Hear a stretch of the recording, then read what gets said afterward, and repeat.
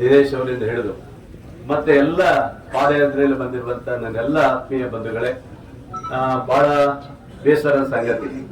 ಮೊನ್ನೆ ನಾನು ಮನವಿಯಲ್ಲಿ ಹೇಳಿದ್ದೀನಿ, ಯಾವ ಕಾರಣಕ್ಕೂ ಈ ಯೋಜನೆ ಮಾಡ್ಲಿಕ್ಕೆ ಬಿಡುವುದಿಲ್ಲ, ನನ್ನ ಅಧಿಕಾರ ಹೋದ್ರೂ ಪರವಾಗಿಲ್ಲ ಅಂತ ಹೇಳಿದ್ದೇನೆ. ನಾನು ಅವತ್ತೇ ಹೇಳ್ತಾ ಇದ್ದೇನೆ, ಕೇಂದ್ರ ಮತ್ತು ರಾಜ್ಯ ಸರ್ಕಾರದ ಈ ಯೋಜನೆಯಲ್ಲಿ MP ಅವರು ಹೇಳಿದ್ದಾರೆ ನನ್ನ ಹೋರಾಟವನ್ನ ಕೇಂದ್ರದಲ್ಲಿ ಮಾಡ್ತೀನಿ ಅಂತ ಹೇಳಿದ್ರೆ, ನಾನು ಇವತ್ತು ಬೆಳಗ್ಗೆನೆ DC ಅವರನ್ನ ಕರೆಸಿದ್ದೀನಿ.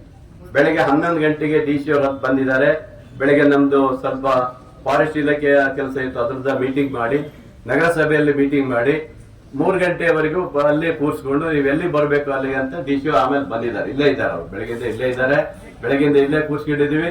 ಅವರು ಹೋಗ್ಬೇಕಾಗಿತ್ತು, ಇಲ್ಲಿಗೆ DC ಮೀಟಿಂಗ್ ಇದೆ ಅಂತ ಹೇಳಿ ಬಹುಶಃ SN ನಗರ ಸರ್ಕಲ್ ಬರ್ತೀವಿ, ಬೇಡ ಇಲ್ಲಿಗೆ ಹೋಗ್ಬೇಕಂತ ಹೇಳಿ ಇಲ್ಲಿ ಬಂದಿದ್ದಾರೆ. ಬದುಗಳೇ ಇಷ್ಟೇ, ನಿಮ್ ನೋವಿದೆ, ಪಾದಯಾತ್ರೆ ಮಾಡಿದ್ದೀರಿ, ಮೊನ್ನೆ ಹೋರಾಟ ಮಾಡಿದ್ದೀರಿ, ಮಕ್ಕಳು ಸಹ ಹೋರಾಟ ಮಾಡಿದ್ದಾರೆ, ನೊಂದ ಜನರಿದ್ದೀರಿ ಖಂಡಿತ.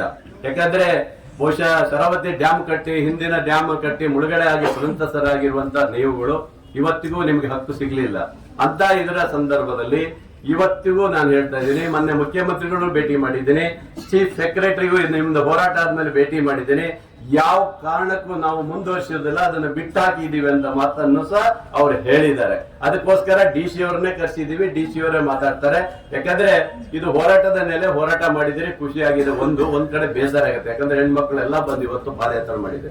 ಯಾಕಂದ್ರೆ ಇದು ನೋವಿದೆ. ಯಾಕಂದ್ರೆ ಒಂದು ಅಣುಸ್ಥಾವರ ಅಂತ ಹೇಳಿದ್ರೆ ಬೇಸೂರಿಗೆ ಮಾತ್ರ ಸೀಮಿತ ಅಲ್ಲ, ಸುಮಾರು 40-50 ಕಿಲೋಮೀಟರ್ ವ್ಯಾಪ್ತಿಯಲ್ಲಿ ಬರುತ್ತೆ ಅನ್ನೋದು ನಿಮ್ಗೆ ಎಲ್ರಿಗೂ ಗೊತ್ತಿರೋದು. ಮೊನ್ನೆ ವಿಜ್ಞಾನಿಗಳು ಸಹ ಅದು ಹೇಳಿದ್ದಾರೆ. ಹಾಗಾಗಿ ಈ ಯೋಜನೆಯನ್ನ ಕೈ ಬಿಡಲಿಕ್ಕೆ ಎಲ್ಲಾ ರೀತಿಯ ಸಹಕಾರವನ್ನು ಕೊಟ್ಟು ರಾಜ್ಯ ಸರ್ಕಾರದಿಂದ ವಜಾ ಮಾಡಿಸುವಂತ ಕೆಲಸವನ್ನ ಗೋಪಾಲಕೃಷ್ಣ ಬೇಡೂರು ನಿಮ್ಮ ಪರವಾಗಿ ಖಂಡಿತ ನಾನು ಮಾಡ್ತೇನೆ. ಇದನ್ನ ನಾನು ಮೊನ್ನೆನೇ ಹೇಳಿದ್ದೇನೆ, ರಾಜಕೀಯ ಮುಖ್ಯ ಅಲ್ಲ, ಜನರ ಮುಖ್ಯ ಅಂತ ಮಾತನಾಡಿದ್ದೀನಿ. ಅದನ್ನ ಉಳಿಸ್ಕೊಡುವಂತ ಕೆಲಸ ನಾನು ಮಾಡ್ತೇನೆ. ಹಾಗೆ ಇವತ್ತು ಸಂಸದರು ಸಹ ಬಂದಿದ್ದಾರೆ, ಅವರು ಸಹ ಇವತ್ತು ಈ ನಮ್ಮ ಕೇಂದ್ರದ ಒಂದು ಯೋಜನೆ ಆಗಿರೋದ್ರಿಂದ ಅವರು ಸಹ ನಿಲ್ಲಿಸುವಂತ ಕೆಲಸದಲ್ಲಿ ಆಗ್ಬೇಕು. ಎಲ್ಲರೂ ಹೋರಾಟ, ಯಾವುದೇ ಇಲ್ಲಿ ಗೊಂದಲ ಬೇಡ. ಶ್ರೀನಿವಾಸ್ ಅವರು ಏನೋ ಹೇಳಿದ್ರು ಬೇಜಾರಾಗೋದು ಬೇಡ.